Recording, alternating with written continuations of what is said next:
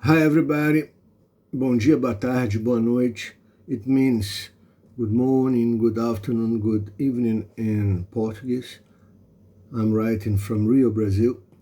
I would like to be synchronically with you in this meeting, but the schedule didn't help, so I'm recording this video.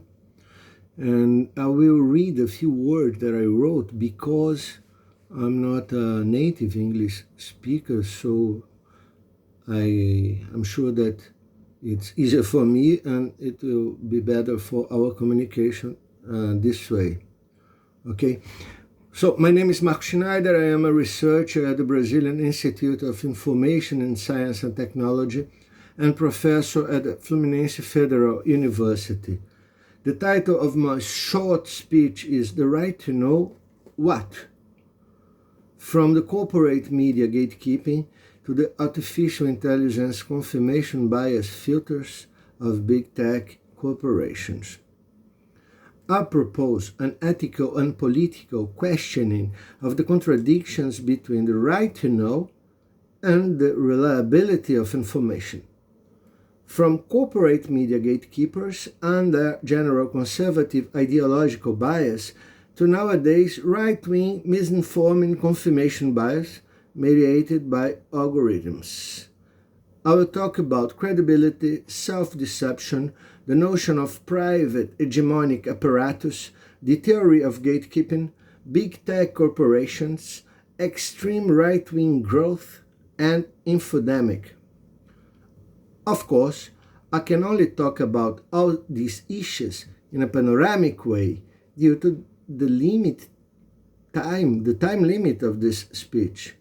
Nevertheless, I think it will be anyway useful to highlight the meaning of the topics, the relationship, and the risks implied in this relationship. So, if artificial intelligence means computing devices that are able to perform smartly, first of all, one should distinguish between an instrumental intelligence and an ethical one, somehow like the philosophers Adorno and Horkheimer did with the expressions instrumental reason and critical thinking. The first deals only with efficiency, no matter what for. On the second, for what is the main question.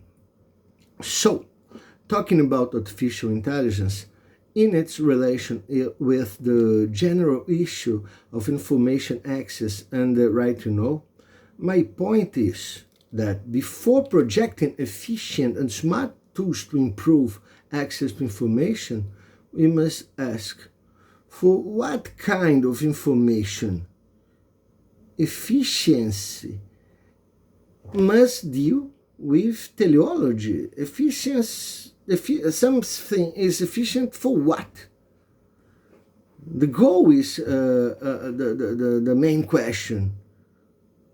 Considering the widespread infodemic of our present time, which main marks are the hate speech, right-wing propaganda, anti-science, and all kinds of negationism, how could artificial intelligence provide not more access, but better filters? When the main information problem changes from scarcity to abundance, and infodemic becomes the mark of our times, filtering also becomes what really matters. This leads us to the philosophical issue of the quality of information. Filtering is not an easy issue. Filtering and censorship sometimes are the same, but not necessarily. I do not know. This is a very difficult question.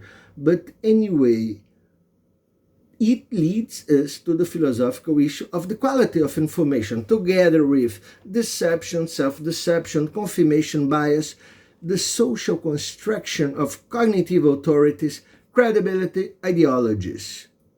Well, for me at least, qualified information, I guess you will agree with me, requires at the very least at the very least, not to confuse or mix facts and fiction. The discussion about facts and fiction is another theme, another subject, but not to confuse or mix them is important for life. Qualified information also requires not simplifying complex issues and situations. And of course, the absence of misleading intent. So I'm proposing here 3 basic requirements for qualified information. Not to confuse or mix facts and fictions, not simplifying complex issues and situations, and the absence of misleading intent. Well, self-deception and confirmation bias are psychosociological notions that try to explain why some people believe in information that is demonstrably false or inaccurate. I don't have time to spend over this issue, but there's a lot of literature over self-deception and confirmation bias. In essence, that's it. People deceive themselves because it somehow is comfortable in the psychic, economic processes. Cognitive authorities are people or institutions with a socially recognized expertise in some field of knowledge. Priests and ministers on religion, academics and universities on science,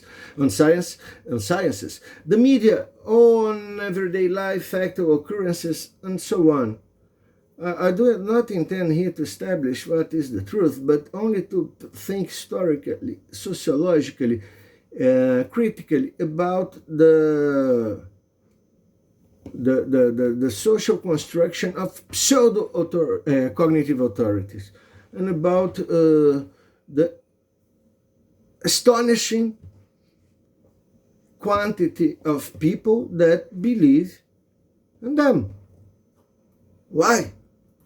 The social construction of cognitive authorities is always related with the historical development of knowledge determined by mutually conditioning political, ideological, economical power disputes.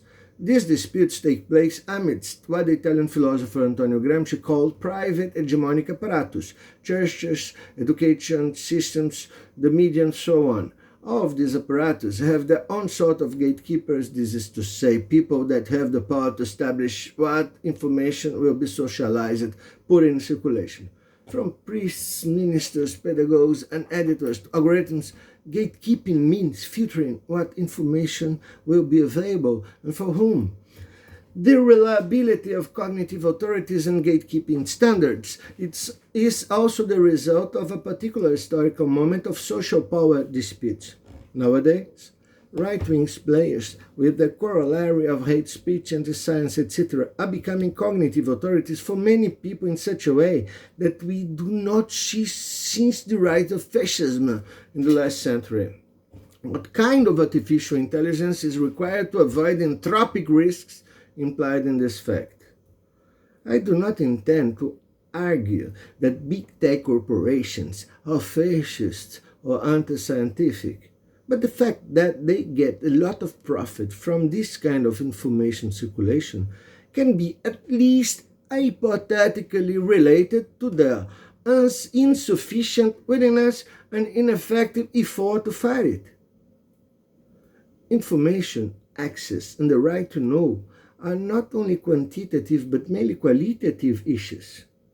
Freedom of speech is a major civilization achievement, but should not be taken as a fetish, as a value apart from others equally or even more important, like commitment to the truth, with public interest, with social justice, with a fair information ecosystem.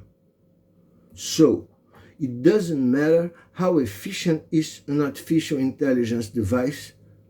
It can do more harm than good if its development and implementing ignore the issues explored above. That's my opinion. Thank you.